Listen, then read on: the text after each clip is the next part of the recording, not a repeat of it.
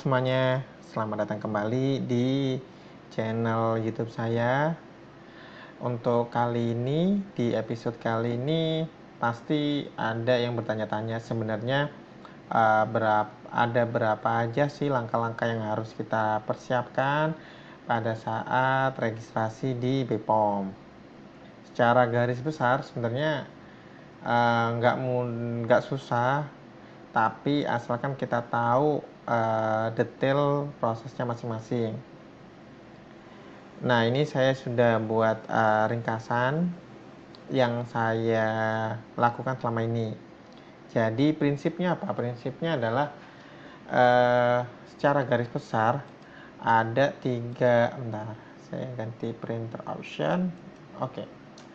Jadi sebenarnya secara garis besar ada tiga tahapan untuk registrasi produk kita di BPOM agar mendapatkan nomor MD maupun ML.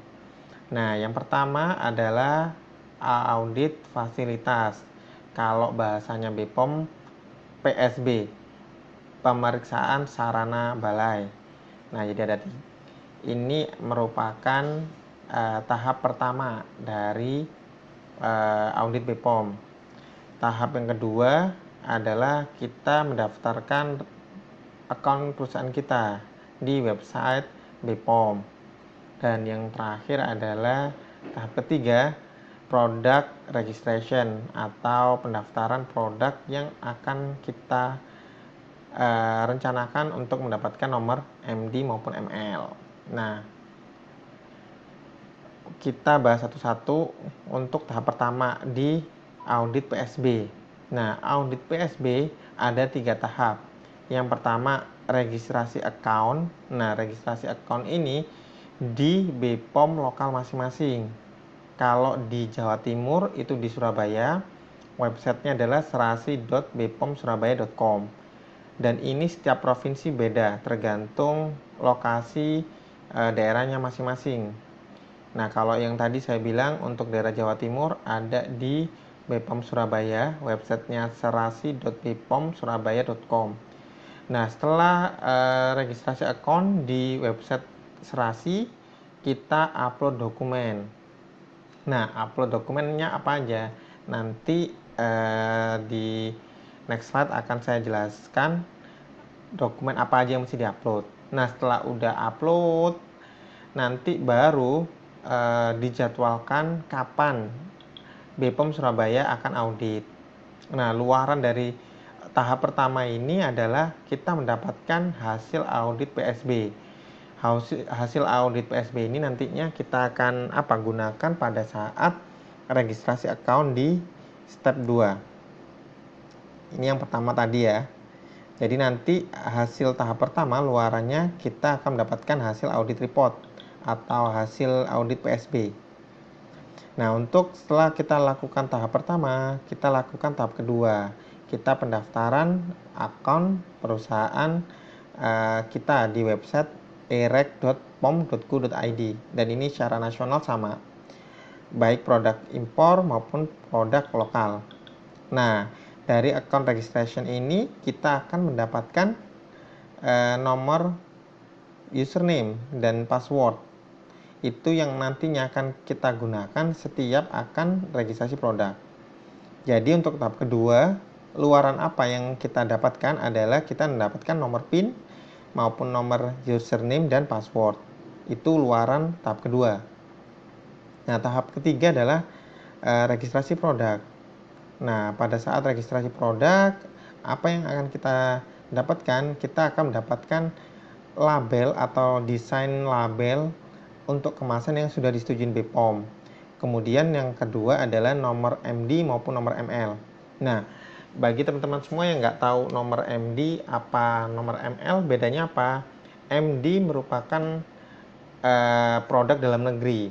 Jadi ketika kita selaku produsen memproduksi produk-produk yang akan kita daftarkan akan statusnya MD kita dapatkan.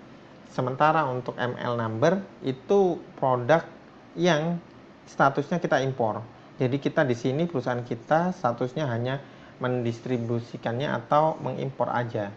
Itu tapi bukan produsennya mana? Produsennya adalah di luar negeri. Jadi seperti itu. Aduh, sakit. Nah, dari sini tahap ketiga, apa yang kita lakukan? Ada 4 tahap secara garis besar. Yang pertama, kita registrasi produknya apa yang kita inginkan, kemudian upload dokumen yang dibutuhkan. Setelah lengkap, kita submit, baru akan direview oleh evaluator maupun kepala seksi. Dan yang terakhir adalah kita kalau udah setujuin semua, kita akan mendapatkan label yang sudah disetujuin. Nah, masing-masing proses ini, normal prosesnya yang saya tulis, kalau misalnya tahap pertama adalah PSB, itu normal prosesnya 1-2 bulan. Kalau step 2 ini lebih cepat, bisa sehari atau 2 hari. Yang ketiga adalah, ini yang agak lama, product registration itu normal proses 1 item kurang lebih 3 bulan, bisa lebih.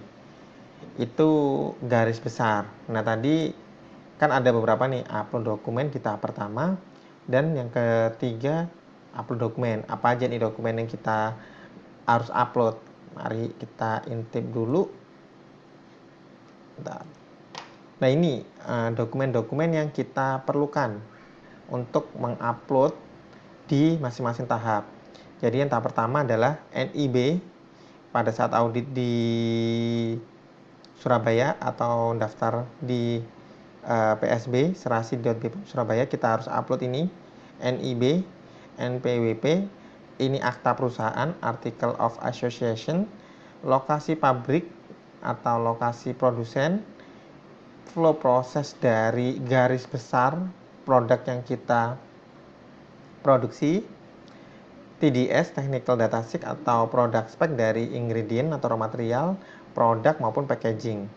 Kemudian ada hasil dokumentasi dari trial atau produksi secara kecil. Yang terakhir adalah layout dari pabriknya itu sendiri. Nah, ini kita semua upload. Nantinya setelah upload semua, kita submit, kita akan mendapatkan informasi kapan BPOM akan melaksanakan audit. Bisa by phone, bisa cek di website Serasi tadi. Tapi kalau yang saya kemarin itu ditelepon dari BPOM. Jadi dijadwalkan dari BPOM, akan datang pada tanggal sekian. Nah, itu diinformasikan. Jadi bukan sifatnya sidak. Itu pada tahap pertama. Nah, tahap kedua, apa yang kita upload? Sama nih dokumennya. NIB, NPWP, akta perusahaan, dan ini yang penting, audit result, hasil audit PSB pada tahap sebelumnya. Karena pada tahap 1 kita akan mendapatkan hasil audit. Nah, yang akan kita gunakan upload di tahap kedua. Makanya ini penting, nggak bisa step 2 dulu baru step 1, nggak bisa, atau step 3 dulu baru step 1, nggak bisa. Jadi harus urut step 1, step 2. Setelah udah kita daftarkan, kita akan mendapatkan persetujuan untuk pabrik yang digunakan untuk produksi produk tersebut. Nah, itu step kedua. Nah, step ketiga apa? Step ketiga, ketika product registration, kita harus mengupload ini semua. Jadi yang pertama adalah hasil analisa lab dari external lab yang harus udah ISO 17025, technical data sheet atau product spec dari masing-masing raw material atau produk yang akan didaftarkan, flow process, manufacturing dan expired code informasi, itu adalah informasi cara penulisan kode produksi maupun tanggal expired, label yang akan kita daftarkan, dan yang terakhir adalah foto dari produk tersebut. Nah, itu adalah garis besar dan dokumen apa yang perlu kita lampirkan di masing-masing tahap pada saat registrasi produk kita di BPOM. Itu aja yang memang bisa saya share kali ini. Mudah-mudahan bermanfaat. Sampai jumpa di episode-episode berikutnya. Bye-bye.